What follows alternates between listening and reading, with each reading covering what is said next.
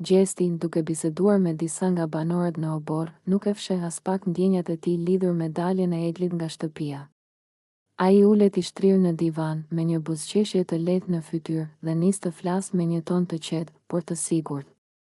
Sinqerisht, jam shumë i lumtur që ajo doli. Nuk po e them për keq, por unë nuk kisha asnjë ndjenjë për të. Gjithë kjo situatë mes nesh ishte e egzageruar nga të tjerët. Unë asnjëherë nuk e kam parë Eglin si dikë me të cilën do kisha një lidhje të vërtetë, thot ai, duke shtrirë krahët pas koke. Serlo, i cili po e dëgjon me vëmendje, e shikon me dyshim dhe e pyet, po atëherë pse rrije gjithkohës me të?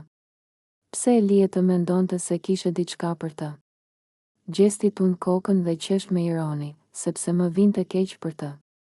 Ajo ishte e fiksuar pas meje dhe unë s'do ta bëja të ndihej keq që në fillim. Por nuk mund të qëndroja duke luajtur këtë lojë pafund. Dhe për ta bërë të qartë një herë e mirë, unë kur nuk i dhash asaj ndonjë shenjë të vërtetë që mund të ndodhte diçka mes nesh. Ajo e krijoi vetë këtë histori në mendjen e saj, përgjigjet ai, duke ngritur supet. Amber, e cila po dëgjon bisedën, futet në debat dhe i thot, Gjesti, mos u bëj sikur nuk e di çfarë ke bërë. Ti ke flirtuar me të, e ke bërë të ndihet e rëndësishme dhe pastaj e ke lënë të vuaj.